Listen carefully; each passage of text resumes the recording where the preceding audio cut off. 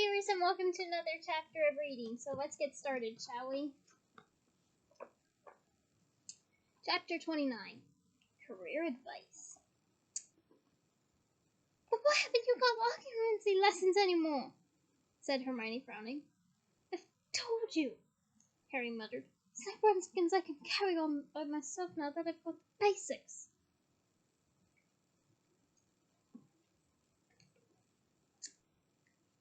So you stopped having funny dreams? Said Hermione skeptically. Pretty much, said Harry, not looking at her. But I don't think Snape should stop until you're absolutely sure you can control them. Fair point, Hermione, said Hermione indignantly. Harry, I think you should go back to him and ask. No, said Harry forcefully. Just drop it, Hermione, okay? It was the first day of the Easter holidays, and Hermione, as was her custom, had spent a large part of the day drawing up study schedules for the three of them. Harry and Ron had let her do it. It was easier than arguing with her, and in any case, they might come in useful. Have they ever proved useful to you guys? Ron had been startled to discover that there were only 6 weeks left until their exams. That's a little nerve-wracking.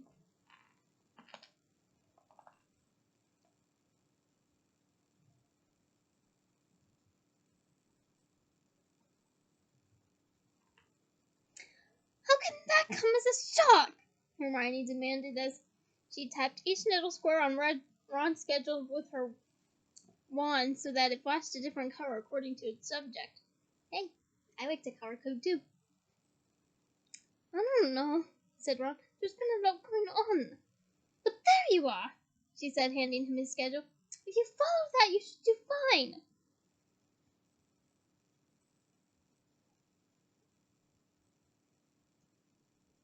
Ron looked down at it gloomily, but then brightened.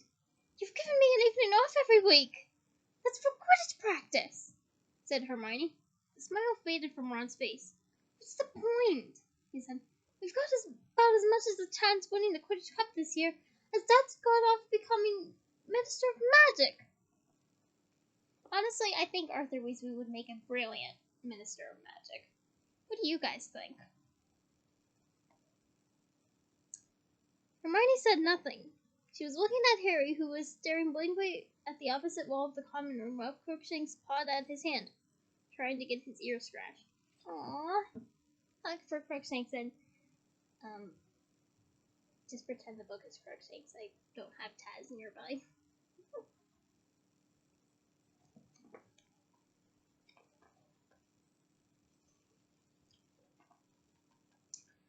What's wrong, Harry? What? He said quickly. Nothing.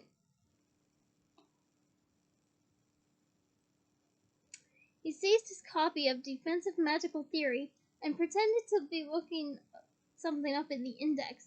Crookshanks gave him up as a bad job and slunk away under Hermione's chair. Oh, Crookshanks, don't take it too personally. He probably wasn't around pets that very often to pick up on behaviors. But if I were him, I would definitely give you hugs and pets and such. Anyone who's seen my cat's cameo, you know how it goes.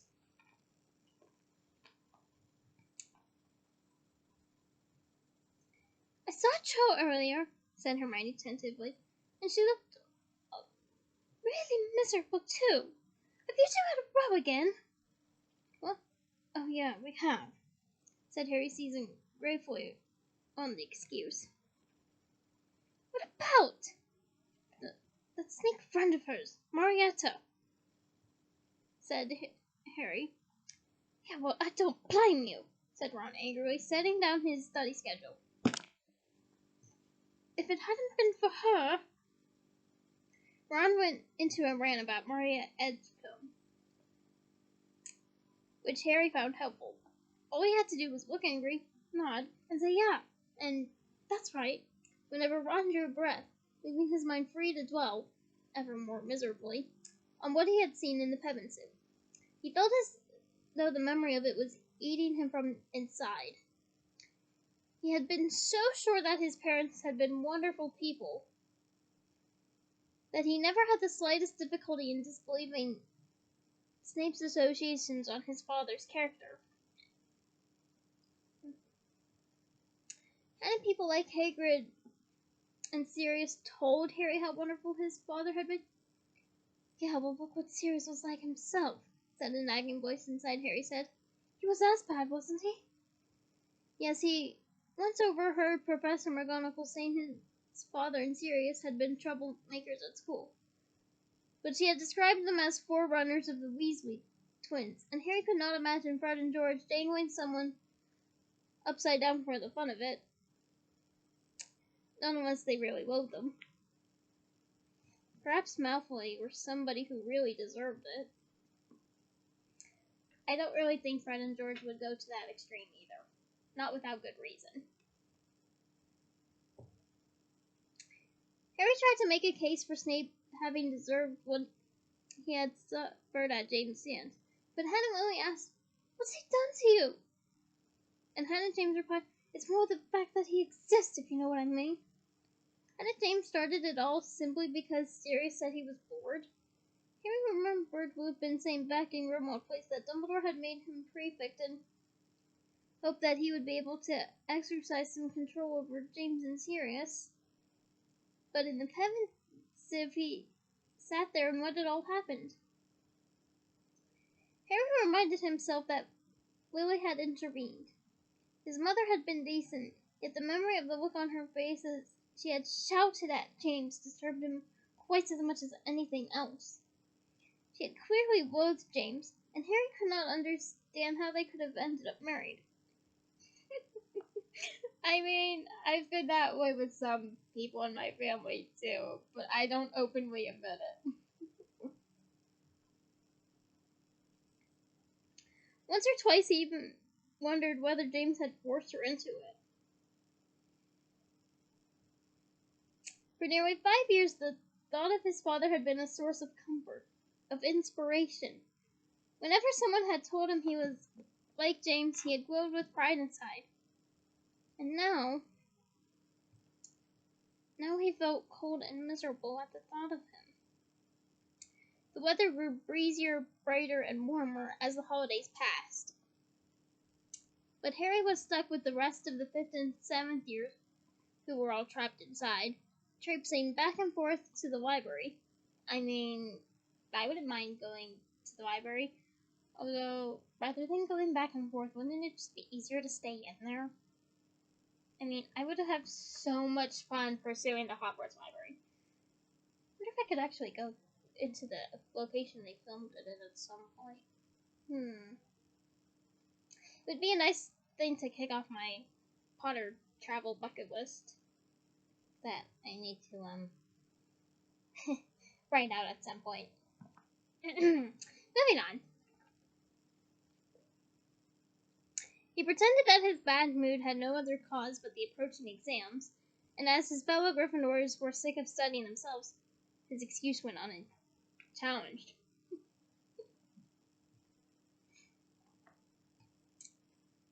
Harry, I'm talking to you. Can you hear me?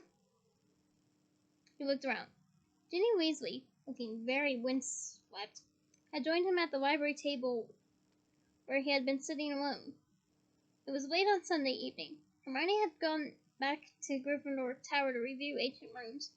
Ron had Quidditch practice. "Oh, hi," said Harry, pulling his books back toward him. "How come you're not at practice?" "It's over," said Ginny. "Ron had to take Jack Sloper up to the hospital wing." "Why?" "Well, we're not sure, but we think he knocked himself out with his own bat." Well, that backfired.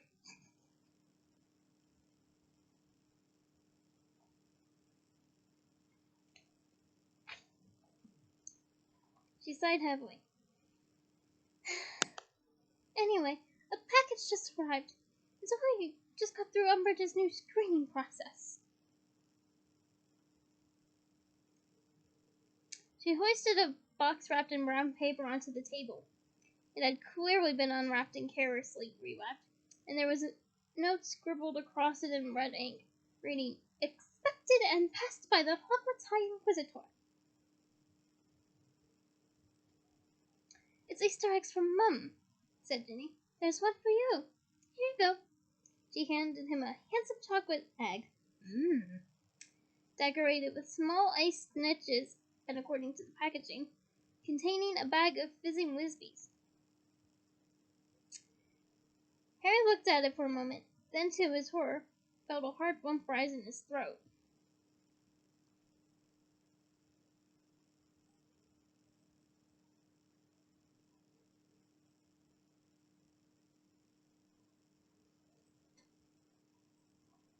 "Are you okay, Harry?" asked Ginny quietly. "Yeah, I'm fine," said Harry gruffly. The lump in his throat was painful. He did not understand why an Easter egg should have made him feel like this. "Well, think about it, Harry. You probably haven't celebrated Easter all that well with the Dursleys, then, because Dudley got all the chocolate, candies, whatever else involved, and you barely got anything. So that could probably be why you're feeling this lump in your throat. Based on what's been established so far, that seems like a good conclusion. What do you guys think?" Moving forth. "You seem really down lately," Ginny persisted. "You know, I'm sure if you just talk to Cho." "It's not Cho I want to talk to," said Harry brusquely. "Who is it then?" asked Ginny. He glanced around to make sure that nobody was listening. Madame Pin's was several shelves away, stamping out a pile of books for a frantically looking Hannah Abbott. "I wish I could talk to Sirius," he muttered, "but I know I can't." More to give himself something to do, because he really wanted any, Harry unwrapped his Easter egg, broke off a large bit, and put it into his mouth.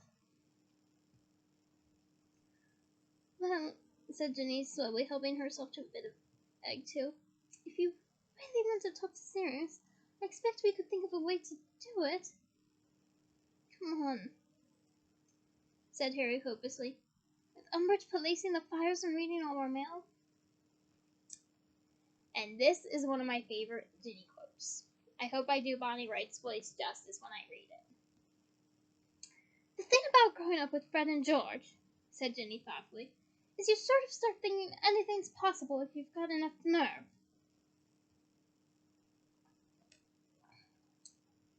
Harry looked at her. Perhaps it was the effect of the chocolate.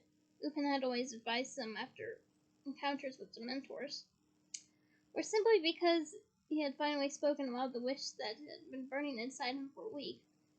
But he felt a bit more hopeful. "What do you think you are doing?" "Oh," whispered Ginny, jumping to her feet. "I forgot." Madame Pince was swooping down upon them, her shriveled face contorted with rage.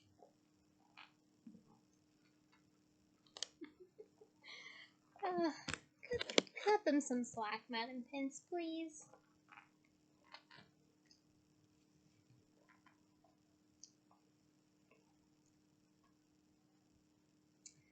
"Chuck that in the library!" she screamed.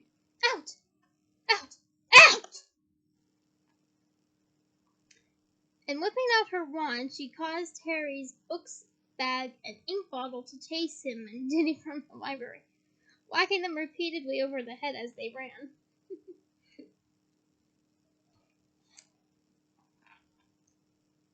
As though to underline the importance of their upcoming examinations, a bunch of pamphlets, leaflets, and notices concerning various wizarding careers appeared on the tables in Gryffindor Tower shortly before the end of holidays,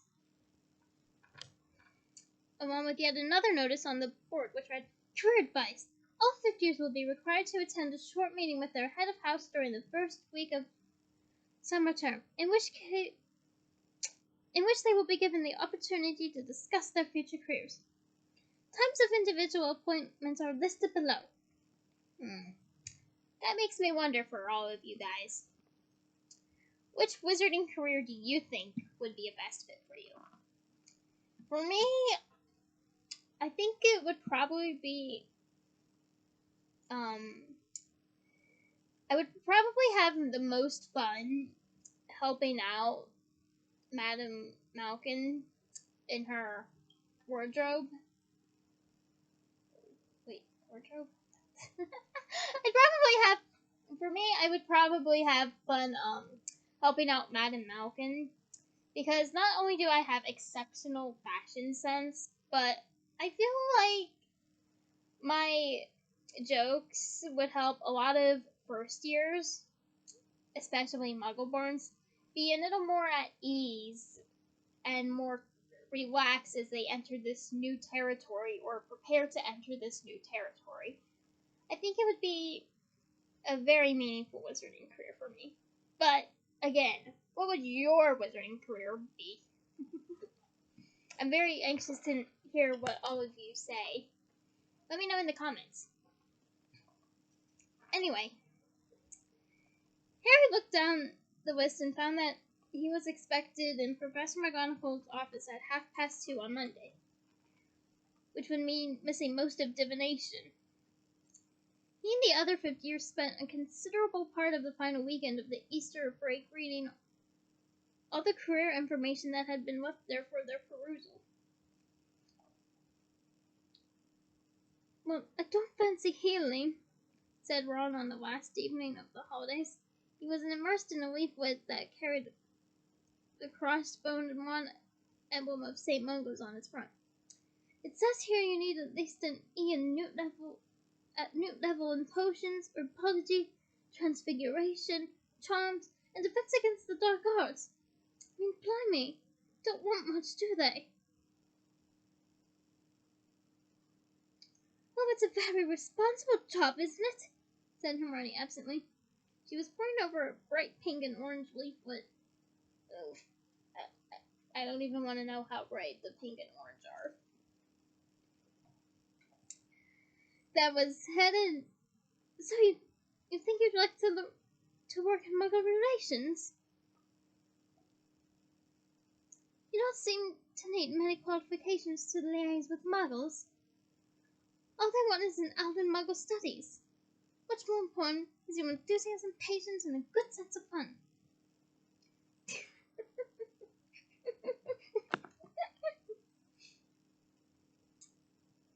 Indeed, more than a good sense of fun to liaise with my uncle, said Harry darkly. Good sense of fun to duck, more like. He was halfway through a pamphlet on wizard banking. Listen to this.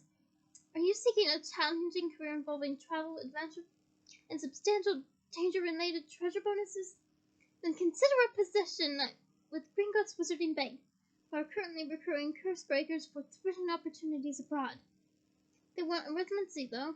You could do it, Hermione. I don't much fancy begging, said Hermione, vaguely now immersed in, have you got what it takes to train security trolls? Security trolls? Yeah, okay, I don't think I even want to know, considering what happened in first year.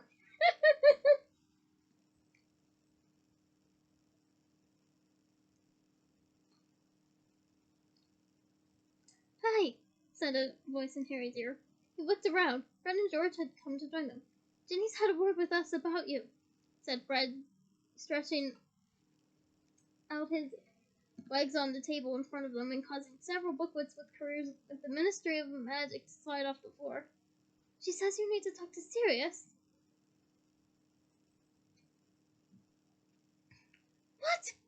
Said Hermione sharply, freezing with her hand halfway toward picking up Megabine at the Department of Magical Accidents and Catastrophes.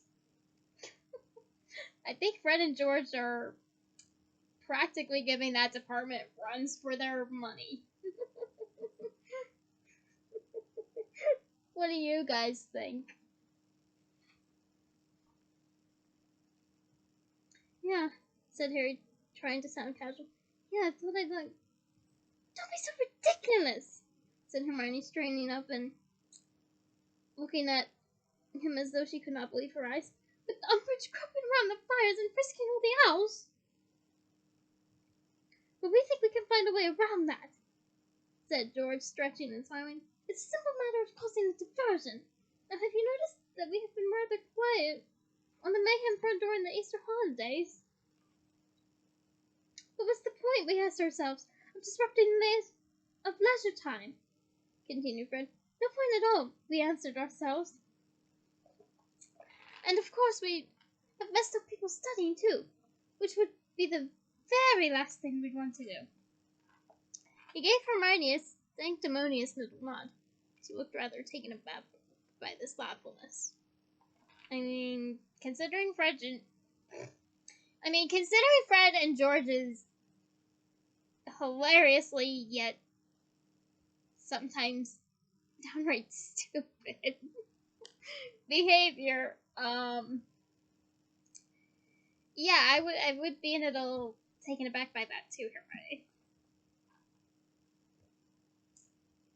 Anyhow, but it's business as usual from tomorrow, Fred continued briskly.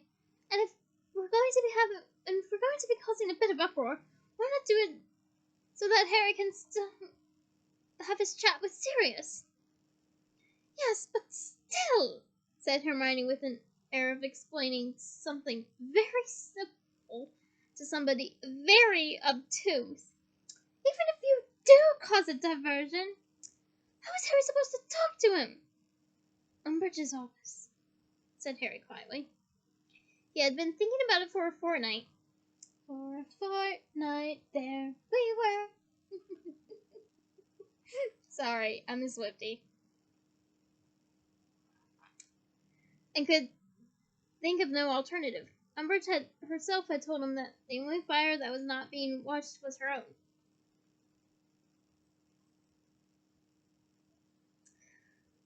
Are you insane? Said Hermione in a hushed voice. Ron had borrowed his leaflets on jobs in the cultivated fungus trade. Ugh, no thank you. And was watching the conversation warily. I don't think so, said Harry, shrugging. Then just how are you going to get there in the first place? Harry was ready for this question. Sirius's knife, he said. Excuse me? Christmas before last, Sirius gave me a knife that'll open any lock, said Harry. So even if she's bewitched the door so Aloma Horror won't work, which I bet she has. What do you think about this? Hermione demanded of Ron, and Harry was reminded irresistibly of Mrs. Weasley appealing her husband during Harry's first dinner at Grimmauld. I'm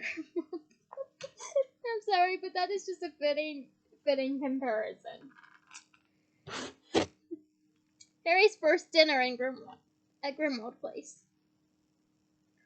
I don't know, said Ron, looking alarmed at being asked to give an opinion. If Harry wants to do it, it's up to him, isn't it? Spoken like a true Fred and Weasley, clapping Ron hard on the back. Well, I don't know how hard I can go, so let's try it. Close enough.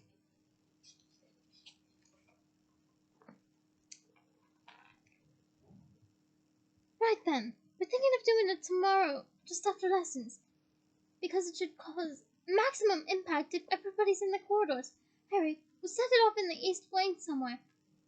Draw her right away from her own office.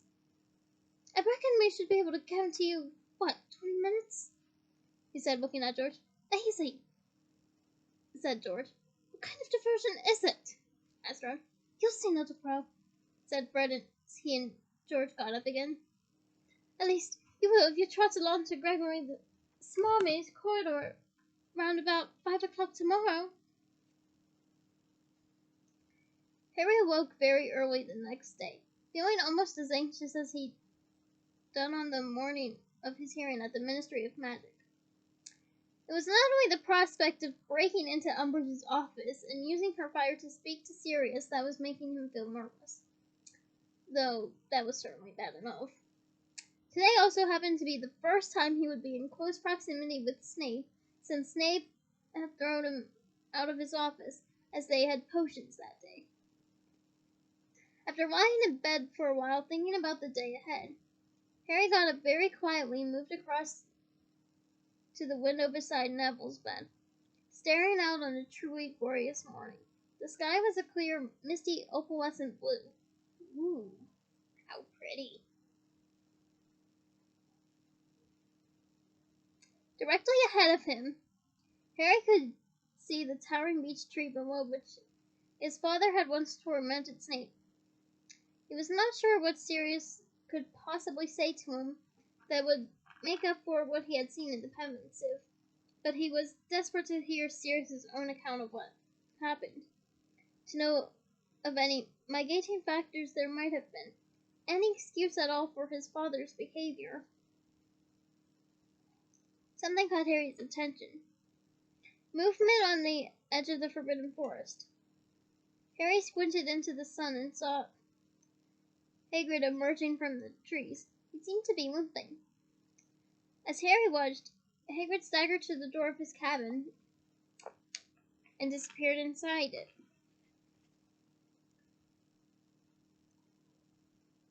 Harry watched the cabin for several minutes.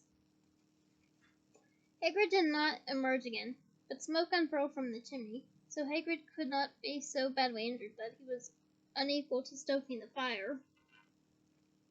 Harry turned away from the window, headed back to his trunk, and started to dress. With the prospect of forcing entry into Umbridge's office ahead, Harry never expected the day to be a restful one. But he hadn't reckoned on Hermione's almost continual attempts to dissuade him from what he was planning to do at 5 o'clock. For the first time ever, she was at least as attentive to Professor Vincent's history of magic as Harry and Ron were, keeping up a stream of whispered admonitions that Harry tried very hard to ignore. And if she does catch you there, far from being expelled, she'll be able to guess you've been talking to Snuffles, and this time I expect she'll force you to drink Veritas serum and answer her questions. Hermione, said Ron in a low and indignant voice, are you going to stop telling Harry off and listen to Vince, or am I going to have to take notes instead?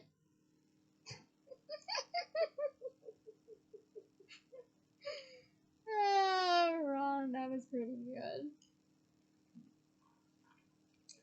You take notes for a change. It won't kill you. By the time they reached the dungeons, neither Harry nor Ron was speaking to Hermione any longer. Well, for now at least. Undeterred, she took advantage of their silence to maintain an uninterrupted flow of dire warnings, all uttered under her breath in a vehement hiss that caused Seamus to waste 5 whole minutes checking his cauldron for leaks.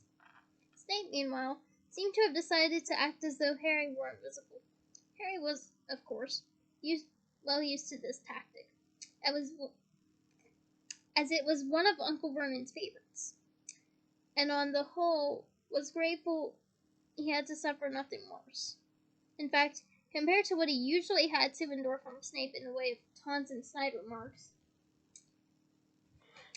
he found the new approach something of an improvement, and was pleased to find that when left alone, he was able to concoct an invigoration draught quite easily.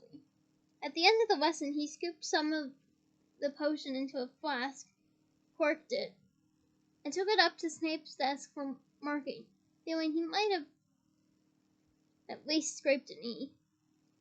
He just turned away when he heard a smashing noise. Malfoy gave a gleeful yell of laughter. Harry whipped around again. His potion lay in pieces on the floor, and Snape was watching him with a look of gloating pleasure.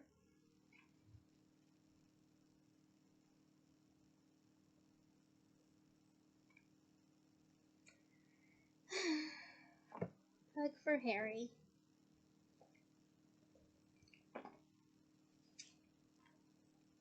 Whoops, he said softly. Another 0, then, Potter.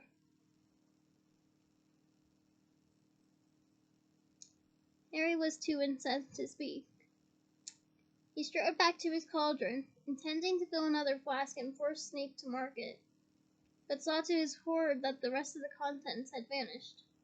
Oh, hugging Harry. I'm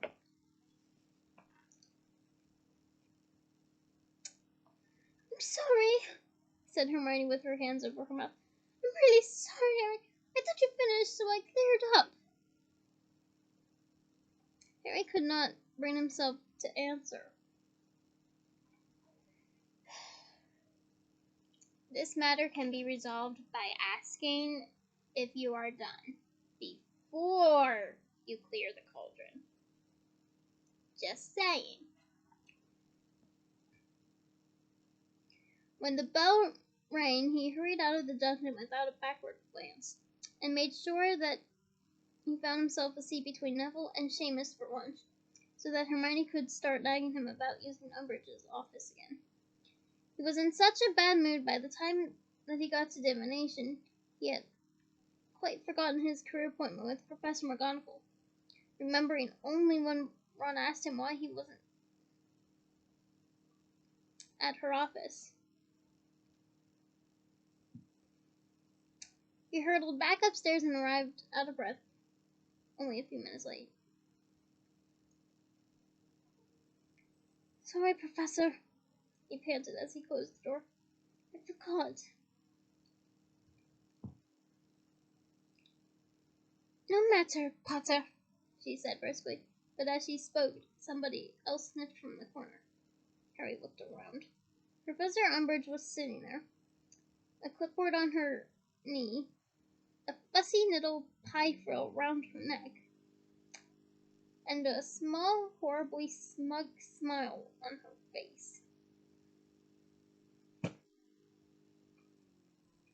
Oh dear. Sit down, Potter, said Professor McGonagall tersely. Her hand shook slightly as she shuffled the many pamphlets littering her desk. Harry sat down with his back to Umbridge, and did his best to pretend that he could not hear the scratching of her quill on her clipboard. That would bug me, if I'm being honest.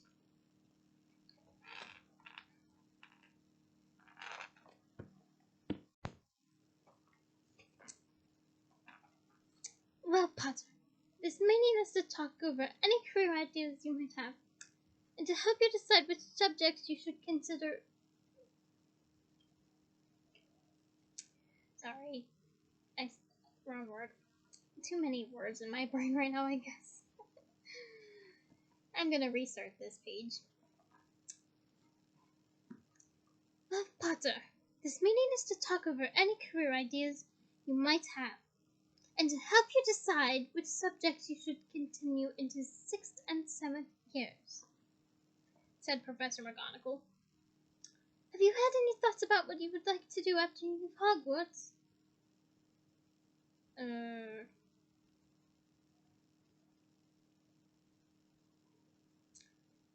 You said Harry. He was finding the scratching noise from behind him very distracting. I mean, yeah, I would too, really. Yes? Professor McGonagall prompted Harry. Well, I thought of maybe being an Auror, Harry mumbled. You need top grades for that, said Professor McGonagall, extracting a small dark leaflet from under the mask on her desk and opening it. They ask for a minimum of 5 newts, and nothing under exceeds expectations. Great, I see. Then you would be required to undergo a stringent series of character and aptitude tests at the Auror office. It's a difficult career path, Potter. They only take the best. In fact, I don't think anybody has been taken on in the last 3 years. At this moment, Professor Umbridge gave a very tiny cough, as though she was trying to see how quietly she could do it. Professor McGonagall ignored her. You want to know what subjects you ought to take, I suppose? She went on, talking a little more loudly than before. Yes, said Harry. Defense against the dark arts, I suppose. Naturally, said Professor McGonagall crisply. I would also advise. Umbridge gave another little cough. More audible this time. Professor McGonagall closed her eyes for a moment. Opened them again. And continued as though nothing happened. I would also advise transfiguration. Because Aurors frequently need to transfigure or untransfigure in their work. And I ought to tell you now, Potter, that I do not accept students into my new classes unless they have exceeds expectations or higher at ordinary wizarding level. I'd say you're averaging acceptable at the moment, so you'll need to put in some good hard work before exams to stand a chance at continuing. Then you ought to do charms, always useful, and potions. Yes, Potter, potions, she added with the merest flicker of a smile.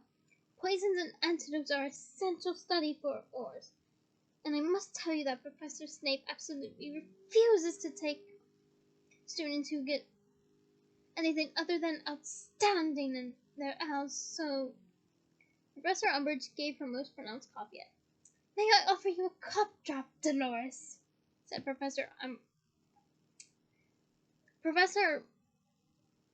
McGonagall asked curtly, without looking at Professor Umbridge. I almost swapped the two professors. I am so sorry. All these names just get so collided anymore. That's how long I've been doing this.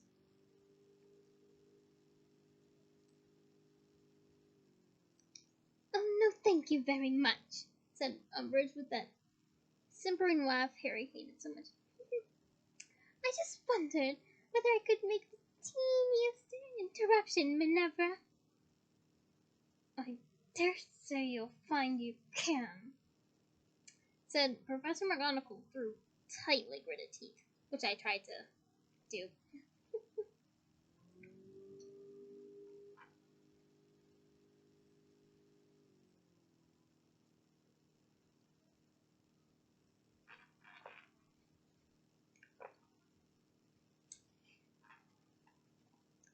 I was just wondering whether Mr. Potter has quite the temperament for an Auror, said Professor Umbridge sweetly.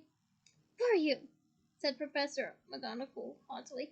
Well, Potter, she continued as though there had been no interruption.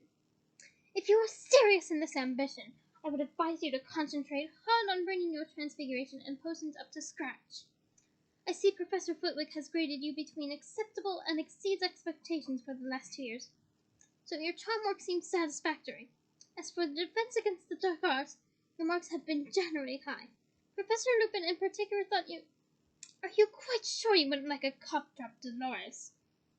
Oh, no need, thank you, simpered Professor Umbridge, who had just coughed her loudest yet.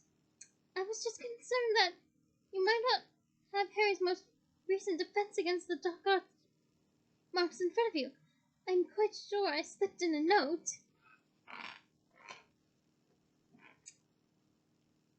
What, this thing?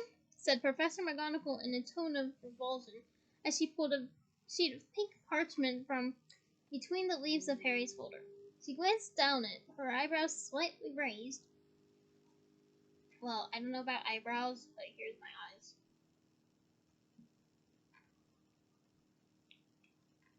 Then placed it back into the folder without comment. Yes, as I was saying, Potter, Professor Lupin thought you showed a pronounced aptitude for the subject, and obviously for an Auror. Did you not understand my note, Minerva? Asked Professor Umbridge in honey tones, forgetting to cough. Of course I understood it, said Professor McGonagall, her teeth clenched so tightly that the words came out a little muffled. But then I am confused. I'm afraid I don't quite understand how you can give Mr. Potter false hope that... False hope! Repeated Professor Umbridge, still refusing to look round at Professor Umbridge. He has achieved high marks in all his defense against the dark arts test. I am terribly sorry to have to contradict you, Minerva, but as you will see from my note, Harry has been achieving very poor results in his classes with me.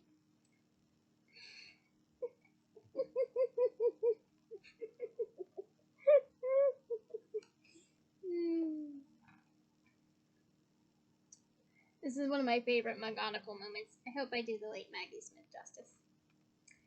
I should have made my meaning plainer, said Professor McGonagall, turning at last to look Umbridge directly in the eyes. He has achieved high marks in all defense against the dark arts tests by a competent teacher. Professor Umbridge's smile vanished as suddenly as a light bulb glowing.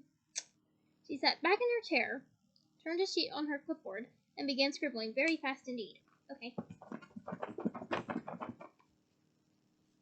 I was trying to make scribbling noises for you guys. Her bulging eyes rolling from side to side. Professor McGonagall turned back to Harry. Her thin nostrils flared, her eyes burning. Any questions, Potter?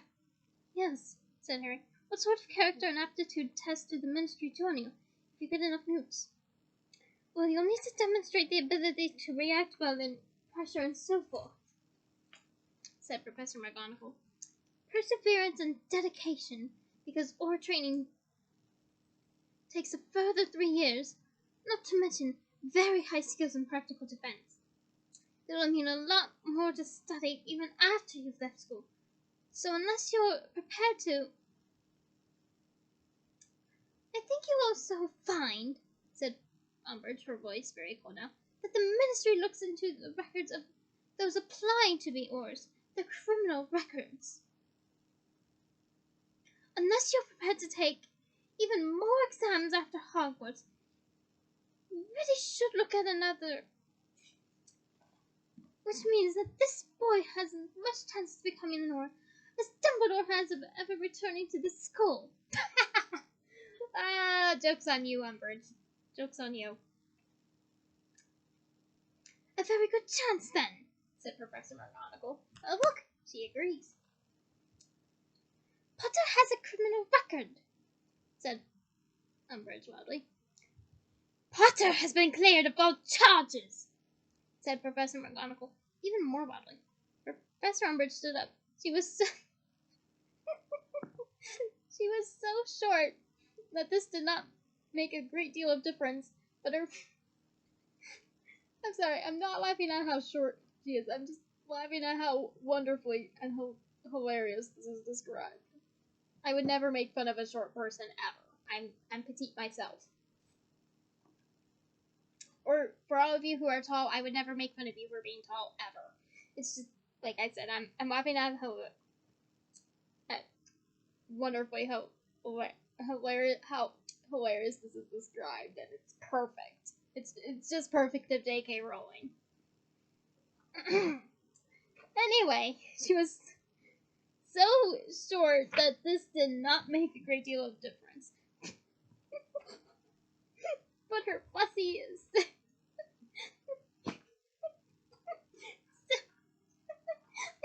I can't even read it without laughing. Oh my gosh. We're not going to get through the chapter at this rate. Okay. Her fussy, simpering demeanor had given place to a hard fury that made her... I'm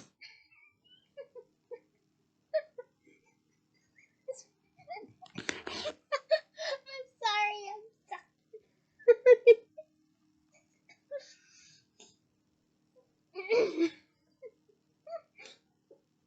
That made her broad, floppy face look awfully sinister.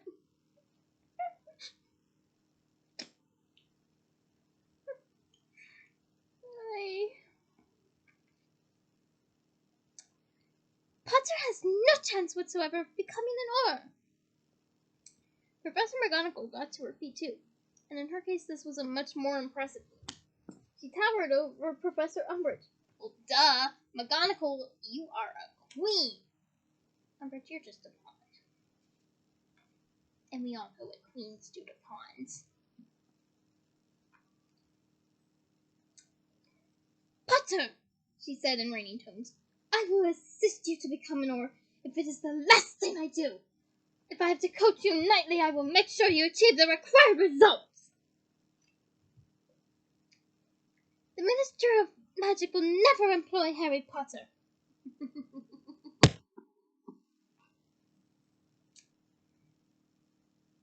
Said Umbridge, her voice rising furiously. There may well be a new Minister of Magic by the time Potter is ready to join, shouted Professor McGonagall. And indeed, you are right. Aha!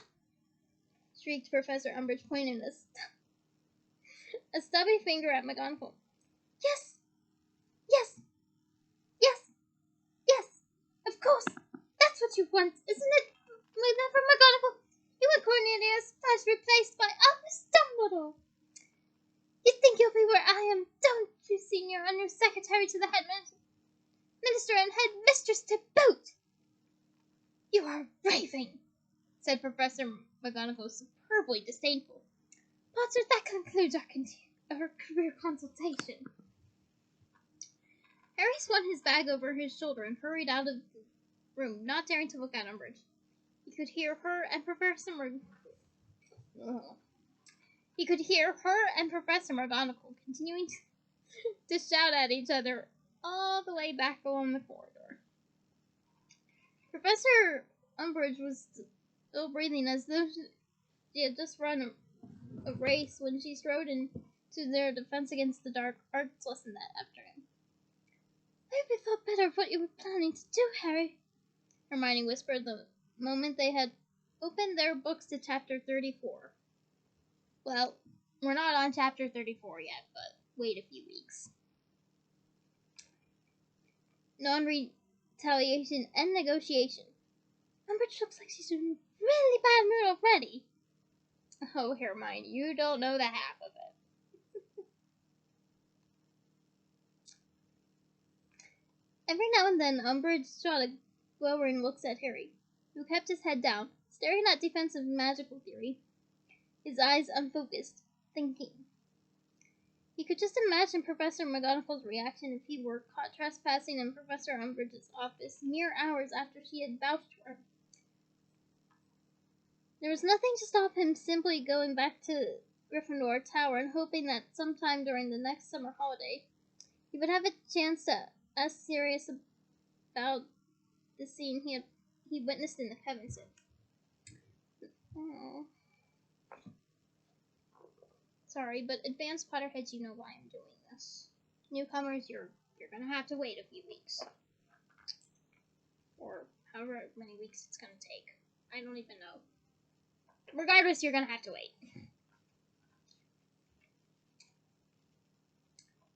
Nothing except that the thought of taking the sensible course of action made him feel as though a wet weight had dropped into his stomach. And then there was the matter of Fred and George, whose diversion was already planned, not to mention the knife Sirius had given him, which was currently residing in his school bag along with his father's old invisibility cloak. But the fact remained that if he were caught, Dumbledore sacrificed himself to keep you in school, Harry, whispered Hermione, raising her book to hide her face from Umbridge. And if you get thrown out today, it will have all been for nothing.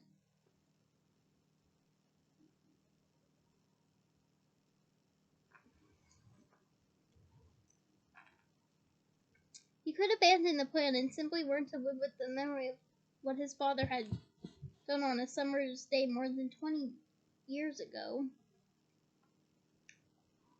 And then he remembered Sirius in the fire upstairs in the Gryffindor common room. You're less like your father than I thought. The risk would have been what it made it fun for James. Well, yeah, Sirius. He's also Lily's son. You gotta take that into consideration, too. But did he want to be like his father anymore? Harry, don't do it! Please don't do it! Hermione said in anguished tones as the bell rang at the end of class. He did not answer. He did not know what to do. Ron seemed determined to give neither his opinion nor his advice.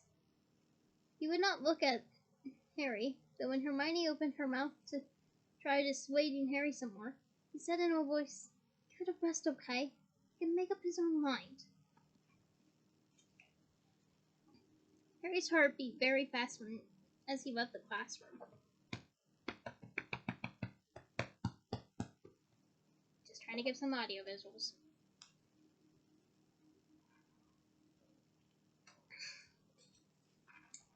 He was halfway along the corridor outside when he heard the unmistakable sounds of a diversion going off in the distance. There were screams, which I will not attempt, and yells reverberating from somewhere above them. People exiting the classrooms all around Harry were stopping in their tracks and looking up at the ceiling more fearfully. Then Umbridge came pelting out of her classroom as fast as her short legs would carry her. Pulling out her own wand, she hurried off in the opposite direction. It was now or never. "Harry, please," said Hermione weakly. But he made up his mind. Hitching his bag more securely onto his shoulder, he set off at a run, weaving in and out of students now hurrying in the opposite direction, off to see what the fuss was about in the east wing. Harry reached the corridor where Umbridge's office was situated and found it deserted. Dashing behind a large suit of armor whose helmet creaked around to watch him, he pulled open his bag, seized Sirius's knife, and donned the invisibility cloak. Then he crept slowly and carefully back out from behind the suit of armor and along the corridor until he reached Umbridge's door. He inserted the blade of the magical knife into the crack around it and moved it gently up and down, then withdrew it. There was a tiny click, and the door swung open. He ducked inside the office, closed the door quickly behind him, and looked around. It was empty. Nothing was moving except the horrible kittens on the plates continuing to brawl on the wall above the confiscated broomsticks. Personally, I find kittens to be a wonderful creature. Not at all horrible. But then again, this is Umbridge, so I don't know. Just reading what it says.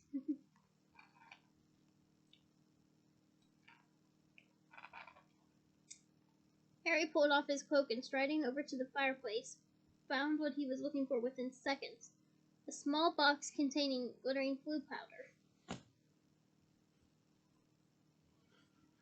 He crouched down in front of the empty grate, his hands shaking.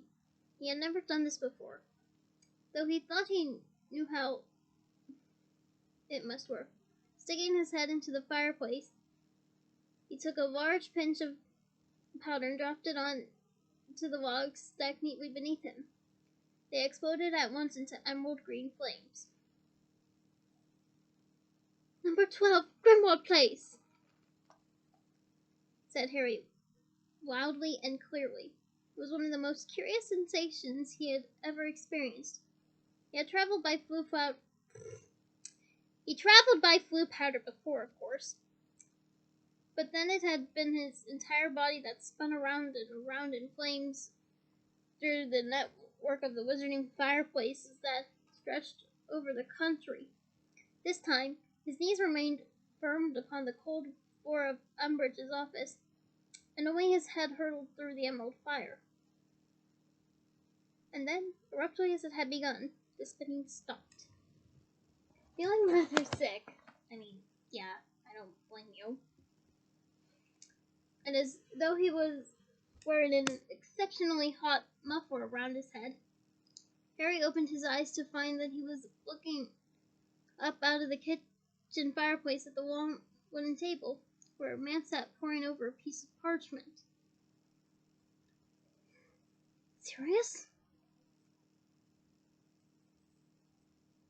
The man jumped and looked around. It was not Sirius, but Lupin. Harry, he said, looking thoroughly shocked. What's happened? Is everything all right? Yeah, said Harry. I just wondered, I just fancied a chat with Sirius. I'll call him, said Lupin, getting to his feet, still looking perplexed. He went upstairs to look for Creature. He seems to be hiding in the attic again.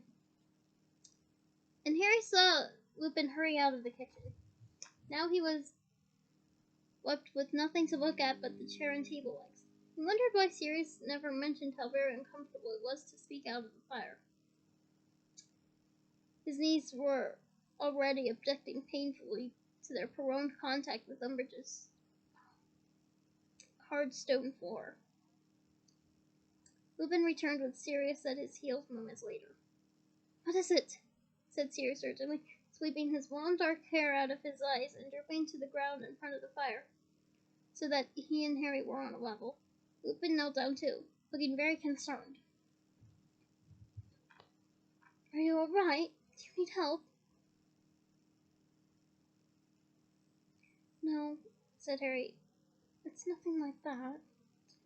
I just wanted to talk about my dad. They exchanged a look of great surprise, but Harry did not have time to feel awkward or embarrassed. His knees were becoming sore by the second, and he guessed that 5 minutes had already passed from the start of the diversion. George had only guaranteed him 20. He therefore plunged immediately into the story of what he had seen in the heaven sieve.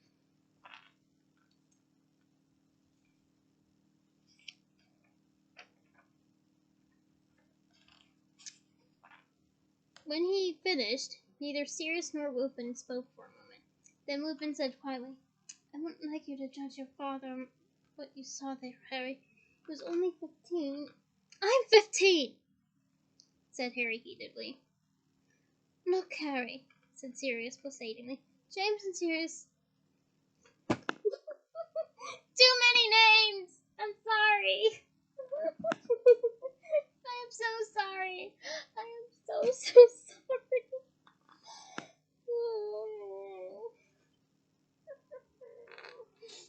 I am so sorry. I am so sorry. Just too many names colliding all at once. I am so sorry. I've been reading too long.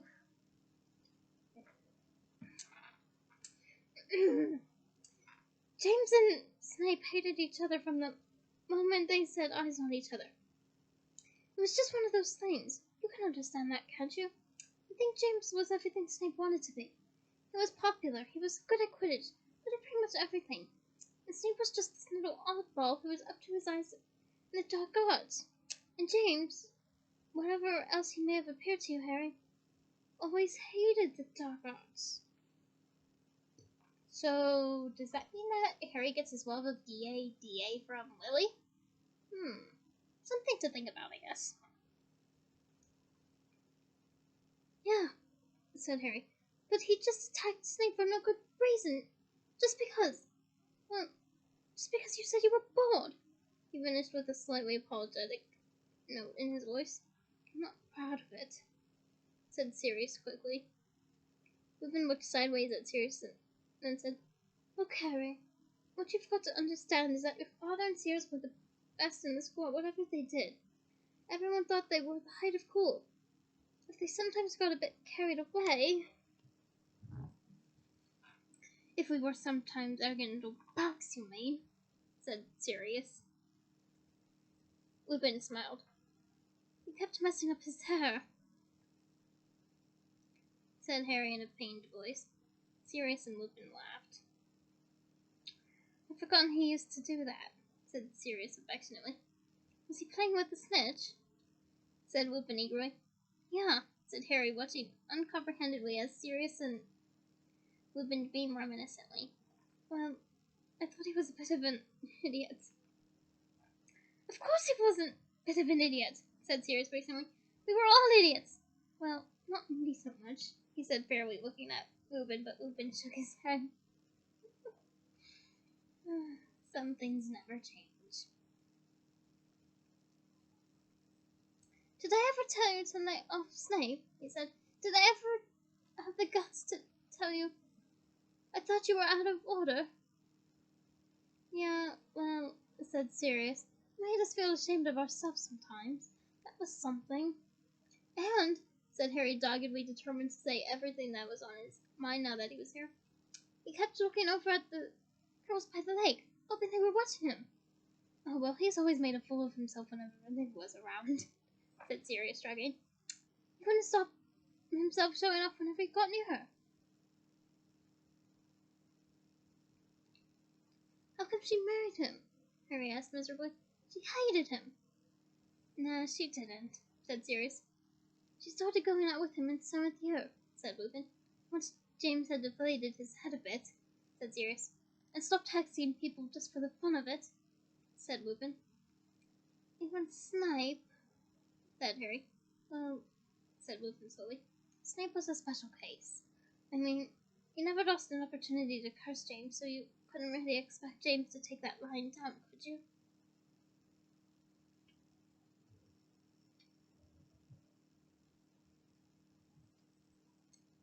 And my mum was okay with that. She didn't know too much about it, to tell you the truth, said Sirius.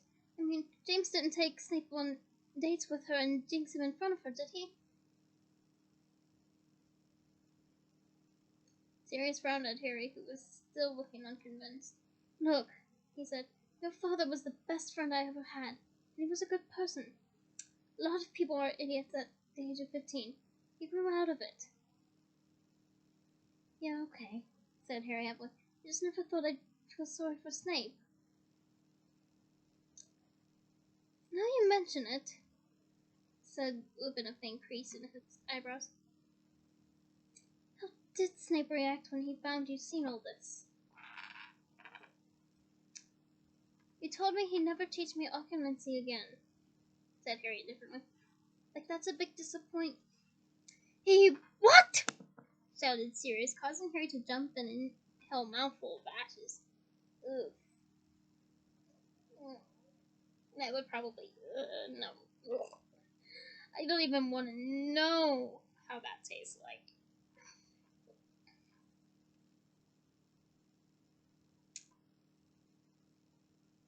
Are you serious, Harry? Said Lupin quickly. He stopped giving you lessons? Yeah, said Harry, surprised at what he considered to be a great overreaction. But it's okay. I don't care. It's a bit of a relief to tell you that I'm coming up there to have a word with Snape, said Sirius forcefully, and he actually made to stand up, but Lupin wrenched him back down again. If anyone's going to tell Snape, it will be me, he said firmly. But Harry, first of all, you should go back to Snape and tell him that on no account is he to stop giving you lessons. When Dumbledore hears, I can't tell him that. He'll kill me, said Harry, outraged. I didn't see him when we got out of the penmanship. Harry, there is nothing so important as you learning occlumency, said Lupin sternly. Do you understand me? Nothing. Okay, said Harry, thoroughly discomposed, not to mention annoyed. I'll try and say something to him. But it won't be... He fell silent. He could hear distant footsteps. Is Creature coming downstairs? No, said Sirius, glancing behind him. It must be somebody on your end. Harry's heart skipped several beats. I'd better go, he said hastily, and pulled out his head backward out of Grimwald Place's fire. For a moment his head seemed to be revolving on his shoulders, and then he found himself kneeling in front of Umbridge's fire with his head firmly back on, watching the emerald flames flicker and die.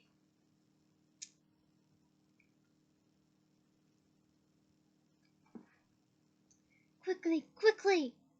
He heard a wheezy voice mutter outside the office door. Ah, she's left it open. Harry dived for the invisibility cloak, and just managed to pull it back over himself when Filch burst into the office. He looked absolutely delighted about something and was talking to himself feverishly as he crossed the room, pulling open a drawer in Umbridge's desk and began rifling through the papers inside it. Approval for whipping, approval for whipping. I can do it at last. They've had it coming to them for years. He pulled out a piece of parchment, kissed it, then shuffled rapidly back out the door, clutching it to his chest.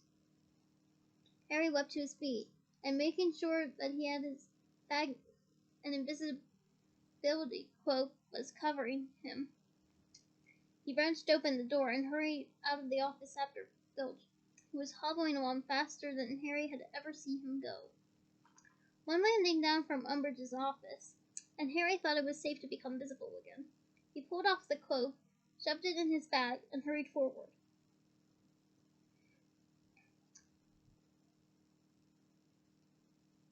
There was a great deal of shouting and movement coming from the entrance hall. He ran down the marble staircase and found what looked like most of the school assembled there. It was just like the night when Trelawney had been sacked. Students were standing all around the walls in a great ring. Some of them, Harry noticed, covered in a substance that looked like that looked very much like stink sap. Teachers and ghosts were also in the crowd. Prominent among the onlookers were members of the inquisitorial squad, who were looking exceptionally pleased with themselves, and Peeves, who was bobbing overhead, gazed down upon Fred and George, who stood in the middle of the floor with the unmistakable look of two people who had just been cornered. So, said Umbridge triumphantly whom Harry realized was standing just a few stairs in front of him, once more looking down upon her prey. So, you think it's amusing to turn a school corridor into a swamp, do you? Pretty amusing, yeah, said Fred, looking back up at her without the slightest sign of fear. Filch elbowed his way closer to Umbridge, almost crying with happiness. I've got the form, headmistress, he said hoarsely, waving the piece of parchment Harry had just seen him take from her desk. I've got the form and I've got the whips waiting. Oh, let me do it now. Oh, very good, Argus, she said. You two, she went on, gazing down at Fred and George, are about to learn what happens to wrongdoers in my school. You know what? Said Fred. I don't think we are. He turned to his twin. George, said Fred, I think we've outgrown full-time education. Yeah, I've been feeling that way myself, said George, waving. Time to test our talents in the real world, do you reckon? Asked Fred. Definitely, said George. And before Umbridge could say a word, they raised their wands. Yep, wand, bookmark as a wand. And said together, Accio brooms! Harry heard a loud crash somewhere in the distance. Looking to his left, he ducked just in time. Fred and George's broomsticks, one still trailing the heavy chain and iron pegs with which Umbridge had fastened them to the wall, were hurtling down the corridor toward their owners. They turned left, streaked down the stairs, and stopped sharply in front of the twins, the chain clattering loudly on the flagged stone floor. We won't be seeing you, Fred told Professor Umbridge, swinging his leg over his broomstick. Yeah, don't bother to keep in touch, said George, mounting his own. Fred looked around at the assembled students and at the silent, watchful crowd. If anyone fancies buying a portable swap as demonstrated upstairs, come to number 93, Diagon Alley, Weasley's Wizard Wazes, he said in a loud voice. Our new premises! special discounts to Hogwarts students who swear they're going to use our products to get rid of this old bat. Added George, pointing at Professor Umbridge. Stop them! Shrieked Umbridge, but it was too late. As the inquisitorial squad closed in, Fred and George kicked off from the floor, shooting 15 feet into the air, the iron peg swinging dangerously below. Fred looked across the hall at the poltergeist bobbing on his level above the crowd. Give a perdition from us, Peeves! And Peeves, whom Harry had never seen take an order from a student before, swept his felt hat from his head and sprang to a salute. As Fred and George wheeled out to tumultuous applause from the students below and sped out of the open front doors into the glorious sunset. And that is the hilarious end to this chapter. Join me next week for chapter 30, Grawp. Until then, bye!